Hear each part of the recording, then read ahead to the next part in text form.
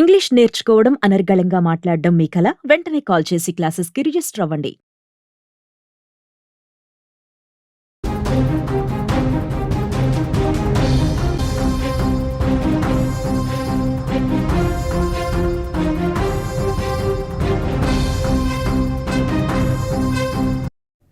Suman TV screen పైన big breaking news చూస్తున్నారు.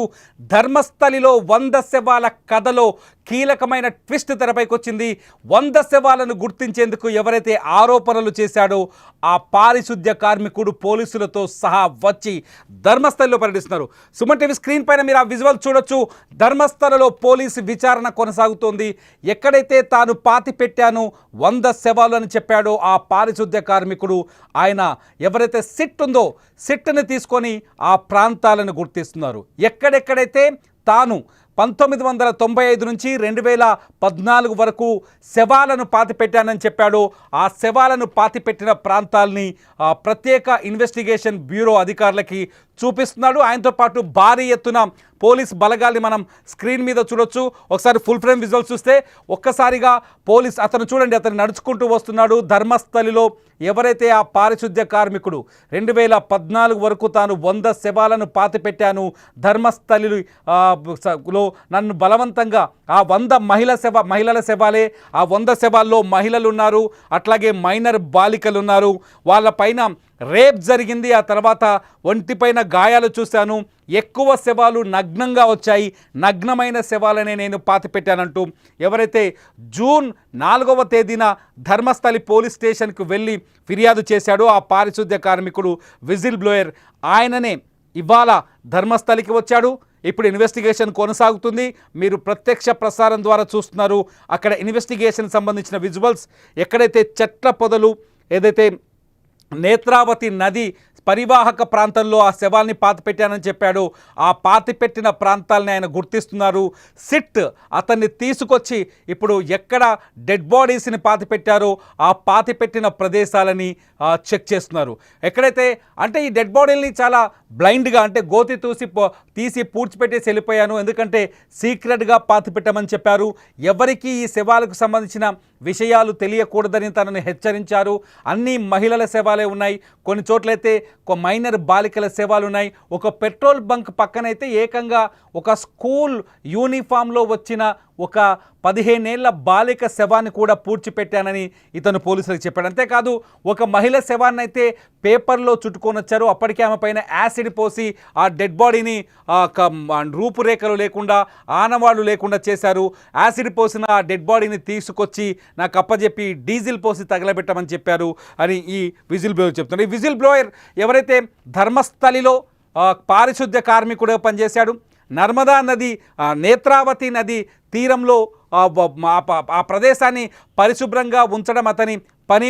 అయితే అతన్ని తీసుకొచ్చిన ఆ నేత్రావతి నది ఒడ్డున ఉన్న తనకి ధర్మస్థలికి సంబంధించిన కొందరు వ్యక్తులు, ప్రభావశీలులు, అంటే ఏ రాజకీయాలని కానీ వ్యవస్థల్ని కానీ ప్రభావం చేసే వ్యక్తులు, చాలా శక్తివంతమైన వాళ్ళు తనను బెదిరించి డెడ్ బాడీస్ని తన చేత పెట్టించారని ఆయన ఆరోపిస్తూ వస్తున్నాడు. ధర్మస్థలిలో 100 శవాలు నేనే పెట్టాను, అయితే అక్కడ చనిపోయిన వారి సంఖ్య 100 కంటే ఎక్కువగా 500 వరకు ఉండొచ్చని అతను కొన్ని ప్రిడిక్షన్స్ కూడా చెప్పాడు. ఇతను చెప్పిన మాటల్లో వాస్తవం ఉందా లేదా అన్నది అతిపెద్ద చర్చగా మారింది.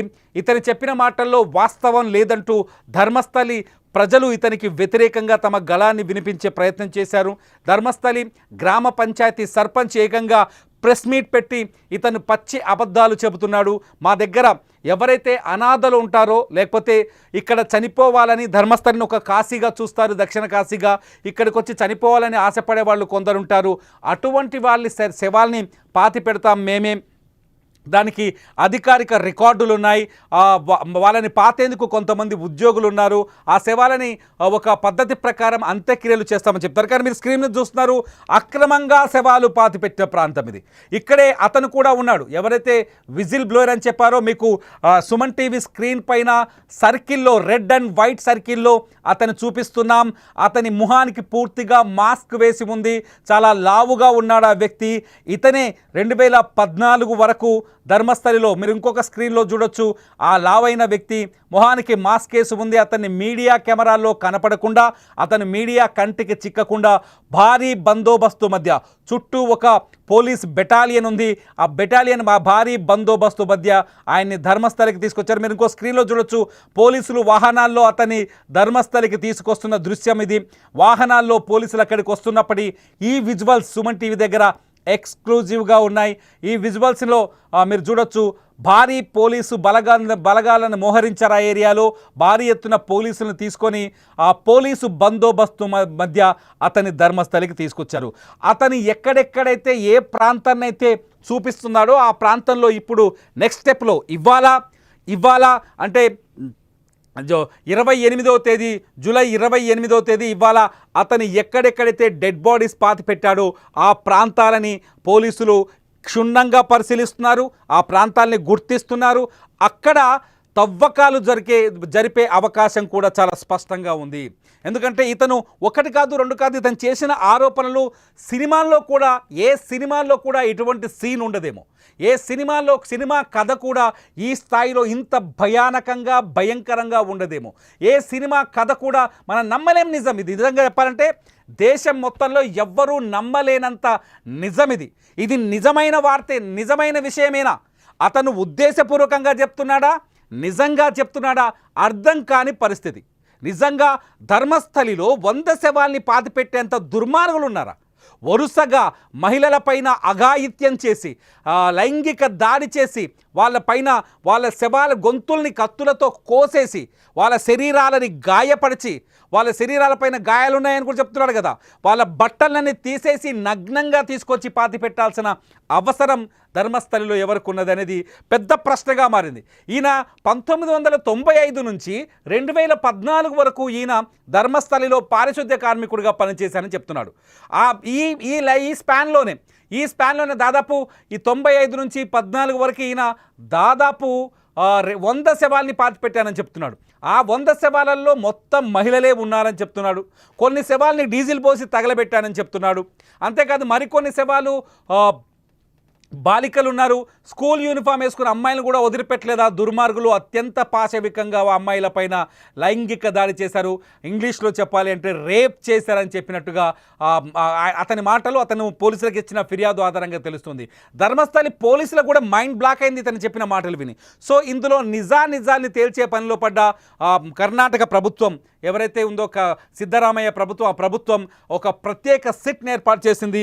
అడిషనల్ డీజీపీ ప్రణబ్ మహంతి నేతృత్వంలో 3 సీనియర్ ఐపీఎస్ అధికారులు ఈ కేసుని ప్రత్యేకంగా విచారిస్తున్నారు. ఇప్పటికే టీం అంతా సెట్ అయింది. ఆ టీం ఏదైతే కోర్టు పర్యవేక్షణలో జైల్లో ఉన్నాడో ఈ ఆరోపణలు చేసిన వ్యక్తి, అతన్ని తీసుకొని ఇవాళ ధర్మస్థలికి తీసుకొచ్చింది. ఆ వాహనాల్లో, ప్రత్యేక వాహనాల్లో తీసుకొచ్చి, ఎక్కడ పాతిపెట్టావు మహానుభావ నువ్వు ఆ శవాల్ని? నువ్వు చెప్పింది నిజమేనా, ఇది అబద్ధమా? ముందు నువ్వు శవాలు పాతిపెట్టిన ప్రాంతాన్ని చూపించు అంటూ అతన్ని తీసుకొస్తే, అతను ఆ పోలీసులను తీసుకుపోతున్న వీడియో చూస్తే కళ్ళు బయలుగమ్ముతున్నాయి. నిజంగానే ఇక్కడ శవాల్ని పాతిపెట్టారా? ఇప్పుడు ఇవే ప్రశ్నలు తెరపైకి వస్తున్నాయి. నిజంగానే ఇక్కడ శవాలని పాతిపెట్టారా? నిజంగానే ఈ ప్రాంతంలో ఈ వ్యక్తి, ఇప్పుడు మీరు స్క్రీన్లో చూస్తున్నారు విజువల్స్ చూస్తున్న ప్రాంతంలో డెడ్ బాడీస్ ఉన్నాయా? ఆ 100 మంది మహిళల శవాలు ఇక్కడ దొరుకుతాయా? దొరికితే ఇది ప్రపంచంలోనే అతి భయంకరమైన సంఘటన అవుతుంది. ప్రపంచంలో ఎక్కడ, ఏ దేశంలో ఎప్పుడు వెలుగు చూడనంత భయంకరమైన సంఘటన అవుతుంది. భారతదేశ కీర్తి ప్రతిష్టలకు సంబంధించిన అంశం అవుతుంది. ధర్మస్థలి స్వయంగా మంజునాథ స్వామి కొలువైన ఆ తీర్థంలో, ఆ క్షేత్రంలో ఎవ్వరూ భరించలేని ఆఖరికి ఆ శివుడు కూడా జీర్ణించుకోలేనంతటి పెద్ద వార్తా సంఘటన అవుతుంది. అటువంటి పరిస్థితుల్లో ఈ విజిల్ బ్లోయర్, ఎవరైతే ఈ స్వీపర్గా పనిచేసిన ఈ వ్యక్తి ఉన్నాడో, మీకు విషయం తెలుసా? సుమన్ టీవీ ధర్మస్థలికి వెళ్ళింది. అక్కడ వెళ్ళి ఆ పరిసరాలన్నింటినీ షూట్ చేసింది. ఆ పరిసరాల్లో ఉన్న ప్రజల అభిప్రాయాలను తెలుసుకుంది. అక్కడ ఉన్న ప్రజల అభిప్రాయాలు మీరు స్క్రీన్ మీద చూసిన విజువల్స్, సుమన్ టీవీ ఎక్స్క్లూజివ్గా రికార్డ్ చేసిన విజువల్స్. అక్కడికి వెళ్ళింది Suman TV. Dharmasthali ground report videos మీరు సుమన్ టీవీలో చూడొచ్చు. ఆల్రెడీ గ్రౌండ్ రిపోర్ట్లో అక్కడి ప్రజల ఒపీనియన్ ఏంటి, ఈ 100 శవాల కథ వెనుకున్న మిస్టరీ ఏంటి, అసలు ఆ సౌజన్య అనే అమ్మాయిని ఎవరు చంపేశారు, సౌజన్య ఎందుకు మర్డర్ కేసు ఎందుకు మిస్టరీగా వీయలేదు, ఈ అంశాలన్నింటినీ మీకు సుమన్ టీవీలో ఇదివరకే మీరు వీడియోస్ చూడొచ్చు. అయితే ఇప్పుడు ఆ వ్యక్తి ధర్మస్థలికి రావడం, ఎవరైతే ఆరోపణలు చేశాడో ఆ ఆరోపణలు చేసిన వ్యక్తి ధర్మస్థలికి రావడం, ధర్మస్థలిలో ఆ శవాలు పాతిపెట్టాను, నేను ఈ ప్రాంతంలోనే శవాల్ని పాతిపెట్టాను, ఈ చోటనే నేను గోతి తీసి శవాల్ని పూర్తి చేశాను. మీరు ఈ విజువల్స్లో చూడొచ్చు, అతను బాక్స్లో కనిపిస్తున్న విజువల్ చూడొచ్చు.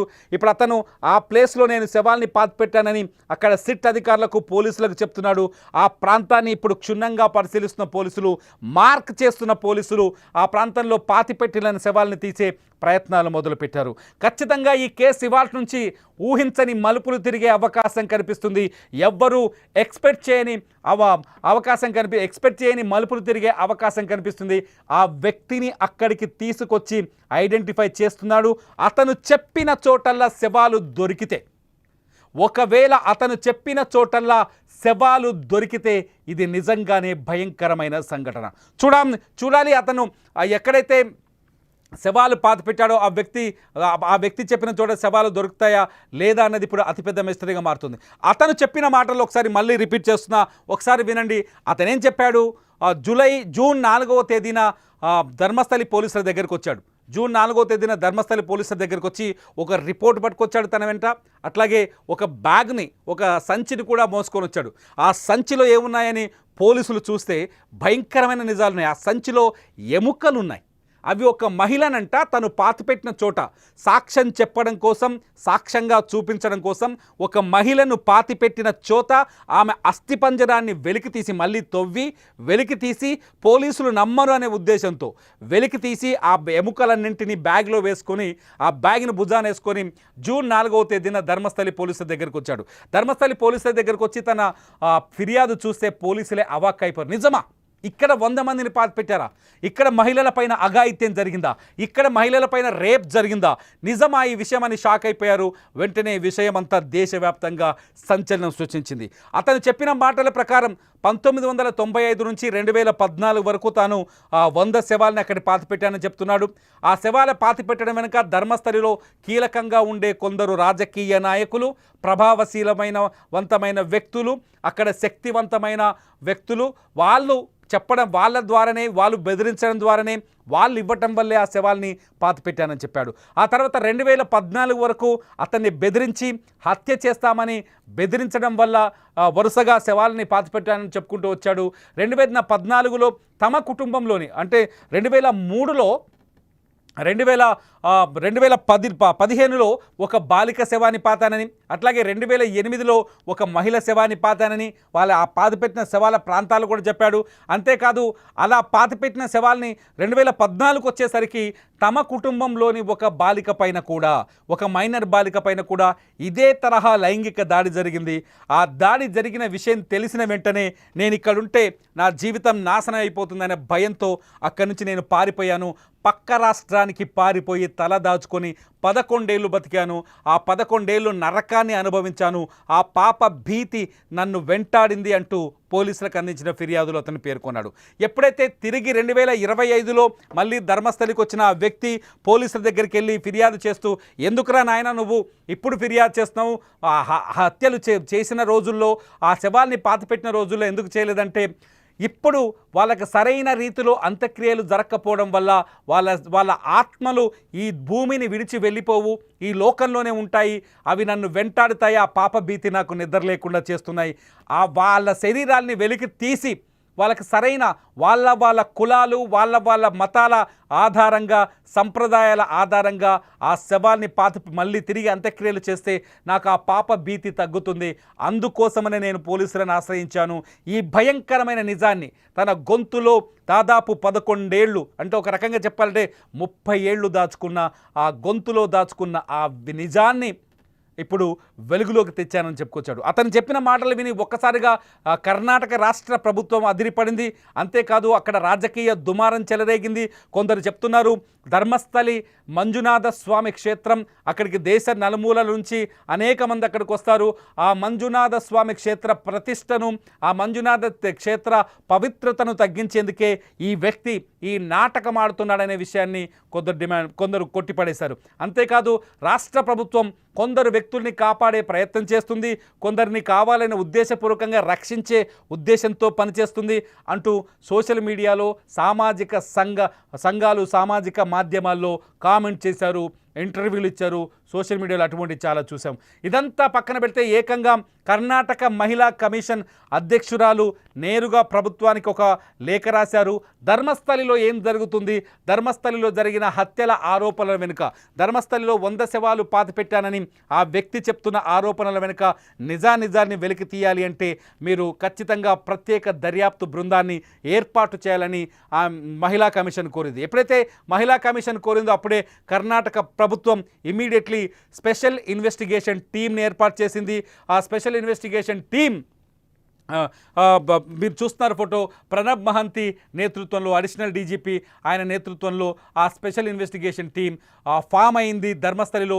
ఈ వ్యక్తికి సంబంధించి ఎవరైతే ఈ హత్యలు చేశానని చెప్పిన వ్యక్తితో ఆ కోర్టు పరిధిలో ఉన్నాడు ఆయన. అతన్ని సురక్షితంగా భద్రంగా కాపాడుతున్నారు, భారీ సెక్యూరిటీ ఇస్తున్నారు. ఎందుకంటే అతని ప్రాణాలకి ముప్పు కూడా ఉంది. మీరు అతను కోర్టుకు వచ్చిన విజువల్స్ ఇప్పుడు స్క్రీన్లో చూస్తున్నారు. అతని ప్రాణాలకు ముప్పు ఉంది. అతని కోర్టు పరిధిలో ఉన్న అతన్ని విచారించి అతని ఒపీనియన్ తీసుకున్న తర్వాత ఇవాళ ధర్మస్థలికి వెళ్ళారు. ధర్మస్థలిలో అతను ఒక్కొక్క శవాన్ని ఎక్కడెక్కడ పాతిపెట్టాడో చెబుతున్నాడు. మీరు స్క్రీన్ పైన చూస్తున్న విజువల్స్ ధర్మస్థలి నుంచి మాకు ప్రత్యేక మాధ్యమం ద్వారా అందుతున్న విజువల్స్. ఈ విజువల్స్లో ఆ వ్యక్తి చూపిస్తున్నాడు ఎక్కడ ఒక చెట్ల పొదల్లో, అంటే ధర్మస్థలి నేత్రావతి నది పరివాహక ప్రాంతంలో చెట్ల ఏపుగా పెరిగిన ఒక చెట్ల పొదల్లో ఆ శవాల్ని పాతిపెట్టిన ప్రాంతాన్ని అతను గుర్తిస్తున్నాడు. ఆ ప్రాంతాన్ని ప్రత్యేక పోలీస్ ఇన్వెస్టిగేషన్ టీం మార్క్ చేస్తుంది. ఇక్కడ తవ్వకాలు జరిపే అవకాశం ఉంది. అంతేకాదు ఎవరైతే ఈ వ్యక్తి ఉన్నాడో, నేను 100 శవాల్ని పాతిపెట్టానని చెప్పిన వ్యక్తి ఉన్నాడు, అతనికి నార్కో అనాలిసిస్ టెస్టులు చేయాలనే పిటిషన్ కూడా కోర్టులో ఉంది. నార్కో అనాలిసిస్ టెస్ట్ చేయడం వల్ల అతని మానసిక స్థితి తెలుస్తుంది, అతని మానసికంగా సరిగ్గా ఉన్నాడా లేడా అనే విషయం బయటపడుతుంది. అంతేకాదు 11 ఏళ్ల పాటు అతను ఎక్కడికి పారిపోయాడు, ఎక్కడ తలదాచుకున్నాడు, ఈ 11 ఏళ్ల పాటు ఎందుకు అతను ఈ విషయాన్ని బయటకు చెప్పలేదు, ఇతను చెప్పే మాటల్లో వాస్తవం ఎంతుంది, వీటన్నింటినీ వెలికి తీసే అవకాశం కనిపిస్తుంది. ధర్మస్థలి కథ వింటుంటే రెండో కథ ఒకటి కనిపిస్తుంది. ఇక్కడికి చాలామంది ధర్మస్థలి క్షేత్రాన్ని చూసేందుకు భక్తులు వస్తుంటారు. వచ్చిన భక్తులు చాలా స్వేచ్ఛగా విహరిస్తుంటారు. అంతేకాదు ధర్మస్థలి కొంత అటవీ పరివాహక ప్రాంతం, నదీ పరివాహక ప్రాంతం, అటవీ ప్రాంతం, చుట్టూ అటవీ ఉంటుంది, మధ్యలో ధర్మస్థలి క్షేత్రం ఉంటుంది. నదీ పరివాహక ప్రాంతం, నేత్రావతి నది ధర్మస్థలి క్షేత్రం నుంచి అక్కడికి ప్రవహిస్తూ ఉంటుంది. ఈ నేత్రావతి నది ఒడ్డునే ఇతను శవాలు పాతానని చెప్పాడు. ఎందుకంటే నది ఒడ్డున శవాల్ని పాతిపెట్టడం వల్ల అవి వేగంగా కుళ్ళిపోతాయి, అవి వేగంగా మట్టిలో కలిసిపోతాయి అని చెప్పేసి ఆ ఉద్దేశంతో పాతిపెట్టానని చెప్తున్నాడు. అంతేకాదు ధర్మస్థలి ప్రజలు ఏం చెప్తున్నారంటే, ధర్మస్థలి ప్రాశస్త్యం తగ్గించే ఉద్దేశంతో ఇతను ఆరోపణలు చేస్తున్నాడు అనే వాళ్ళు ఏం చెప్తున్నారంటే, ధర్మస్థలి అనేది దక్షిణ కాశీ, ఇక్కడికి కేరళ నుంచి కావచ్చు, కర్ణాటక నుంచి కావచ్చు, తెలంగాణ నుంచి కావచ్చు, మహారాష్ట్ర నుంచి కావచ్చు, ఆంధ్రప్రదేశ్ నుంచి కావచ్చు పర్యాటకులు వస్తుంటారు, మినిస్టర్లు వస్తుంటారు, సినిమా యాక్టర్లు వస్తుంటారు. ఈ ప్రాంతంలో చనిపోవాలని కోరుకునే వాళ్ళు కూడా చాలామంది ఇక్కడికి వస్తారని చెప్తారు. ఇక్కడికి వచ్చి ప్రాణం విడిస్తే, మనం చాలామంది కాశీకి వెళ్తే అక్కడ కైలాసంలో కలిసిపోయినట్టే అనుకుంటాం కదా, చాలామంది మనలో ఆ భావం అటువంటి భక్తి మనలో ఉంది. ఒక రకంగా చెప్పండి, ఆ భావం భావజాలం మన దగ్గర ఉంది. హిందువులు చాలామంది అలాగే అనుకుంటారు. కాశీకి వెళ్ళి ప్రాణాలు అక్కడే కోల్పోతే స్వయంగా ఆ శివుడిలో ఐక్యమైపోయినట్టు లెక్క అని చెప్పేసి. సేమ్ ధర్మస్థలి కూడా అలా చాలామంది వస్తుంటారు. ఇక్కడే జీవితంలో చివరి అంకాన్ని గడుపుతూ ఉంటారు. అలా చనిపోయిన వాళ్ళ మృతదేహాల్ని ప్రతిరోజు పాతి పెడతామని అక్కడున్న గ్రామ పంచాయతీ సర్పంచ్ చెప్తున్నాడు. అంతేకాదు కొందరు ఆత్మహత్యలు చేసుకోవాలనుకునే వాళ్ళు కూడా ధర్మస్థలికి వస్తారు. ఇక్కడ చనిపోతే కనీసం మరో జన్మలో మనిషిగా పుట్టలేము, ఈ మనిషిగా ఈ కష్టాలు భరించలేమనే భావంతో ఉన్న వాళ్ళు కొందరు ఇక్కడికి వచ్చి ఆత్మహత్యలు చేసుకుంటారని అక్కడున్న వాళ్ళు చెప్తున్నారు. మరికొందరేమో ఇంట్లో మానసిక స్థితి సరిగా లేని వాళ్ళని, పోషించలేని వాళ్ళని, ముసలి వాళ్ళని తీసుకొచ్చి వదిలేసి వెళ్ళిపోతుంటారు కొందరు కుటుంబ సభ్యులు అని చెప్తున్నారు. దీంతో పాటు కొంత క్రైమ్ కూడా జరిగే అవకాశాలు ఉన్నట్టుగా మరికొందరు చెప్తున్నారు. ఇది అటవీ ప్రాంతం కావడంతో చాలామంది కర్ణాటకలో ప్రేమ పెళ్లిళ్ళు జరిగే ప్రాంతంగా ధర్మస్థలికి మరో గుర్తింపు ఉంది. ఇక్కడికి వచ్చే లవర్స్ చాలామంది ఇక్కడికి వచ్చి పెళ్లిళ్ళు చేసుకుంటారు. కొన్నిసార్లు వాళ్ళే రివర్స్ అయ్యి అక్కడే గొడవపడి హత్యలు చేసిన సందర్భాలు చాలా ఉన్నాయని చెప్తున్నారు. అటువంటి డెడ్ బాడీస్ కూడా దొరుకుతాయని చెప్తున్నారు. మొత్తానికి ధర్మస్థలి అనేది పెద్ద మిస్టీరియస్ ప్లేస్గా మారింది. ఇప్పుడు భారతదేశంలోనే అత్యంత మిస్టరీగా మారిన ఈ హత్యల కేసు ఇప్పుడు విచారణ మొదలైంది. చూడాలి ధర్మస్థలిలో నిజంగా శవాలు దొరుకుతాయా? ఆ వ్యక్తి పారిశుద్ధ్య కార్మికుడు, మాజీ పారిశుద్ధ్య కార్మికుడు చెబుతున్నట్టుగా ధర్మస్థలిలో శవాలు దొరుకుతాయా? ఆ 100 శవాలని వెలికి తీస్తాడా ఇతను? ఆ ధైర్యంతోనే పోలీసులను తీసుకొని ధర్మస్థలికి వచ్చాడా? మీరేమనుకుంటున్నారు? ఈ వీడియో కింద కామెంట్ చేయండి. ధర్మస్థలిలో ఉన్న ఈ శవాలని ఏదైతే కర్మస్థలిగా మారుస్తున్న ఈ శవాల గుట్టు రట్టవుతుందనుకుంటున్నారా? ఈ వ్యక్తి ఆ శవాలను గుర్తిస్తాడా? మీరేమనుకుంటున్నారో వీడియో కింద చూడండి. ధర్మస్థలి అప్డేట్స్ కోసం చూస్తూనే ఉండండి సుమన్ టీవీ డిజిటల్ లైవ్, అట్లాగే సుమన్ టీవీ లైవ్.